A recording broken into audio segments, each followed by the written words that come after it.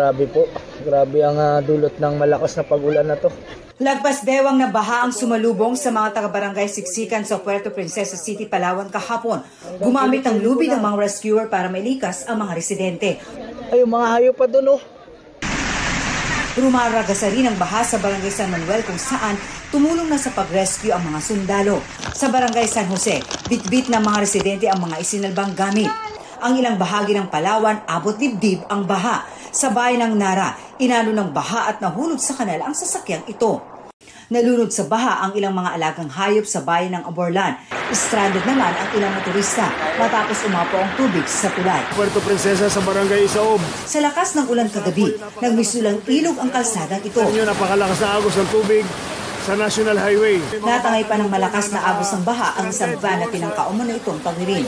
Ayun po, may mga kumakaway pa po ng mga bata. Sa sobrang dilim sa lugar, pahirapan ang pag-rescue sa mga sakay ng van. Kabilang sa mga nasagip ang isang bata. Ayan po yung baby, dala-dala niya pang rescuers. Ayon sa Palawan PDRRMO, 12 ang sakay ng van.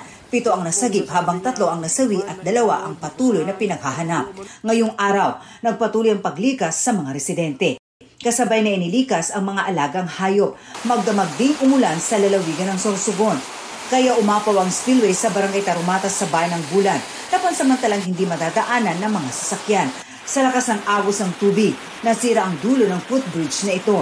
Lubog din sa baha ang ilang bayan sa Eastern Samar. Aabot sa 15 barangay ang binaha at nasa 900 pamilya ang apektado. Nakaranas din ng malawakang baha ang ilang lugar sa Northern Samar. Dahil sa patuloy na pag-ulan, itinaas na ng OCD-8 sa Blue Alert ang Eastern Visayas. Walang naitalang nasugatan sa mga pagbaha.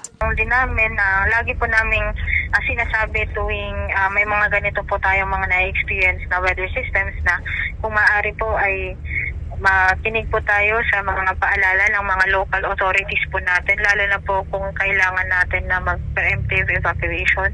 Sa South Cotabato, nasira ang bahagi ng kalsada sa lungsod ng Tibuli dahil sa naging pag-ulan sa lugar.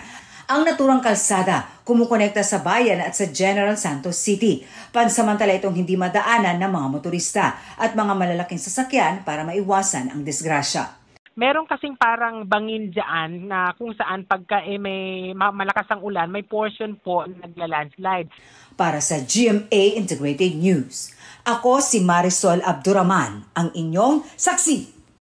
Mga kapuso, maging una sa saksi. Mag-subscribe sa GMA Integrated News sa YouTube para sa iba't ibang balita.